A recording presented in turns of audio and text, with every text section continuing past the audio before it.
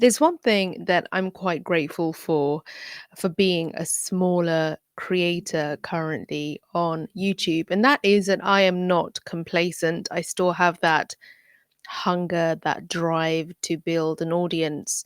And it might be an unintended consequence of becoming a much more established creator that you get to a point where you're like, okay, this is where my people are, they're seeing my content, and this is really working well for me, and I'm monetizing, and I've got a whole living from this. And then the algorithm changes, the platform is behaving differently, and that complacency, which is really, I mean, if we're going to be non-judgmental and a bit more gracious about it, is really an expectation that's been established over a period of time. But now that we know there's evidence of AI tech changing the game, the creator the content creator process, workflow, life, dream is drastically changing. And that's why we're seeing a lot of established creators saying, I'm leaving YouTube, or I'm doing this, I'm doing that, because it's not working out for me anymore.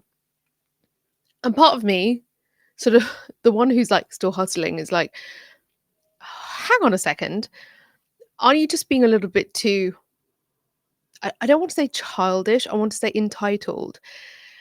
How was it and why is it that any creator should feel entitled to an audience and exposure on any platform that isn't their own? And I think the part that's sort of unkind and sort of not necessarily understanding that says that is, well, hang on a second. The attention economy was established because of all of those creators, like pre 2020, if you like. The attention economy was established because all those creators existed, they were consistent, and they weren't pivoting so much. They weren't constantly changing and refining their strategy. And that's what I talk about on this channel here, Serena's Playbook, is we've got to think strategically but not reactively, because what I'm seeing is a lot of reaction. It's like, whoa, this isn't working for me, I've got to go to Patreon, I've got to do this, I've got to do that. That might all very well make sense, but I think for anyone who's now entering this content creator world, I think rather than looking to establish a massive subscription following, I'm calling it subscription following as in subscribers, people who are actually tuning into your stuff and potentially paying, we've got to accept that just because you follow something or subscribe to somebody doesn't mean that you're going to see their content, because that's how AI and the algorithms are now interfering with your user experience. So I would say to anybody who's entering this sort of content creator space is, look to establish your expertise. First and foremost, look to establish your expertise. I think TikTok is excellent for this. And the reason why I think TikTok is excellent for this is because it has democratized, in some respects, content creators. And we're seeing more academic types. We're seeing people who have done the work, who do the work, who read a book, coming to speak and share knowledge and do that thing called critical thinking. And we also know that TikTok Shop and sales and all of that stuff works as well. My feed is very different to your feed. And there's still a lot about the app that I am discovering, because my feed currently only shows me a segment of creators. There are so many. But what I'm seeing is people are jumping on the opportunity to establish expertise and to be known for that expertise. And I know people have been doing that on YouTube and other platforms for a while. However, an audience was promised, and our audience isn't necessarily promised. So, what does that leave you with? So, even let's sort of remove ourselves from the TikTok strategy, because that's still with the promise of an audience. If you can't promise an audience, if you can't have an audience, an engaged community jumping into your content and your comments week on week, then what are you going to do it for? You're going to do it to establish your expertise and hone it and get value from it. And people will be like, well, hang on, Serena, that's not, what's the ROI? The ROI is this.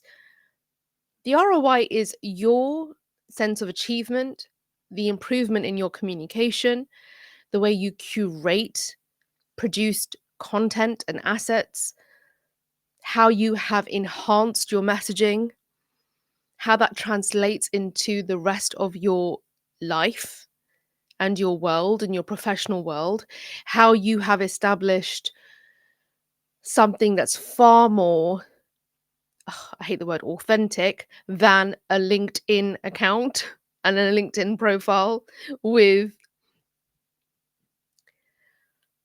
I would say, hyperbolic posts. You have established a presence on YouTube, let's say, that can give your potential client, potential partner, potential employer a real insight into the kind of expert, professional, creator, artist, etc. that you are, in order for them to make that decision. Are they going to invest in you? Is it going to go the next step? You're bringing your contribution to life. That's the ROI. And as you do it, how you not just improve, but how you mature in your offering is priceless. And we are living in an age where we can jump on a mic, we can stream, record, and connect with others and just put our thoughts, our contributions out there. That's pretty awesome. Many would want the same opportunity. And so, with all the focus being on, but my subscribers aren't going up, but I'm not making as much, we aren't, from a systems perspective, and I bring my background in systems thinking to my videos, to my content. We know there will always be uncertainties and unknowns within any situation. And there will be stakeholders like those who are essentially pulling the strings, the algorithm gods in YouTube or whatever, that we don't have access to. And so we are sort of learning by trial and error. Those uncertainties, those unknowns will always exist. Always exist. Does that mean we don't create? Because again, let's come back to my initial message. What I was initially saying is, I'm so glad I'm not yet that massively established creator who has gone complacent, who is so comfortable in how they do things that they have just come to expect a level of success. They've come to expect a certain outcome for every piece of content they publish. And that sort of drive, that hunger, that curiosity isn't there as much. When you start out as a creator, you have all of those things and you're curious to see, how is this going to land? You want to see how people resonate with it, if anyone does, right? And also you want to sort of experience this sort of create, edit, publish, post. Now let's watch. That cycle is an experience in itself as well. And, from a creative workflow perspective, going from idea to product is a pretty awesome experience, that one that you can apply to any sort of creative product that you're, wanting to develop, whether it's a book or a film. That practice is priceless. I mean, it's brilliant to be in momentum, to be in that sort of creative momentum of having an idea, executing on it, and then putting it out there is brilliant. It's awesome. So let's not lose perspective, or the reason, sort of the value of creatorhood, because there is real value in creating, producing, sometimes sometimes doubting yourself and questioning what you're doing and then putting it out there. And then we go again. We go again. I love the fact that there is a part of my life that's away from my 9 to 5, away from motherhood, away from being an academic, and is, away from my life as an artist. And it's about content publishing, it's about education, it's about connecting with an audience out there, and it's unknown, and I don't know how it's going to land, and I don't know who I'll attract. But whoa, when I go into my YouTube studio, I see that subscription level increasing, and it's pretty cool, in my opinion. So I want your opinion. Jump in the comments, let me know, has this provided you with any reassurance that you're good? Let's go. It's good. Like, continue to build. I think rethink the expectation, reset it, and I think don't do this anymore. Don't hope for an entire livelihood from just doing this, from just a platform. And if that's worked for you or working for you, that's excellent. I'm really happy for you.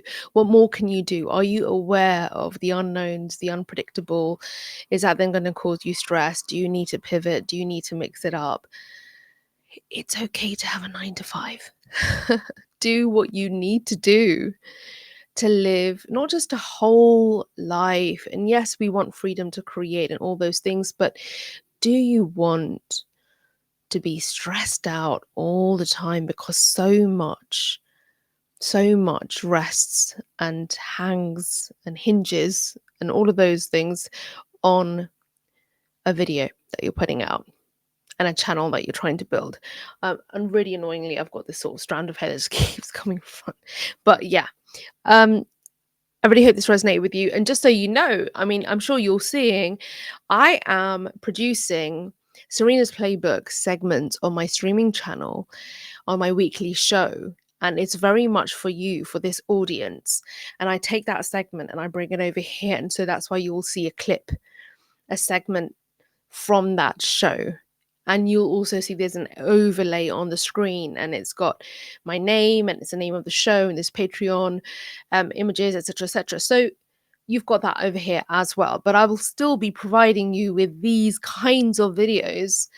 And if you would like to get into more of my strategic approach to building a brand in public, then I have a playlist for every single angle that I take on my videos. And more specifically, I have 7 strategic zones of interest, which if you apply, you'll get a multi-dimensional view of any sort of problem or dilemma that you have with your content creation. For instance, zone 4 is media literacy, zeitgeist awareness. Are you aware of the issues that your audience, your target audience, your existing audience are concerned with, what they're bothered about? Do you have enough awareness to speak on it if needed? So that's one of my strategic zones of interest. So you can get into any playlist I have dedicated to each of these zones, as well as others. One's just for artists, one's just for YouTube. And let me know how this is giving you value. You can find links to my streaming channel, also to my website. I have a complimentary course for you. As a chartered public relations practitioner with more than 20 plus years in the game in media and communications, I have crafted and created a masterclass for you. It's called Think Like a PR. It's about reputation design, managing your reputation as a brand. There's a masterclass available for you right now. Just click on the link in the description. And much more on my website. So yes, plenty of options for you.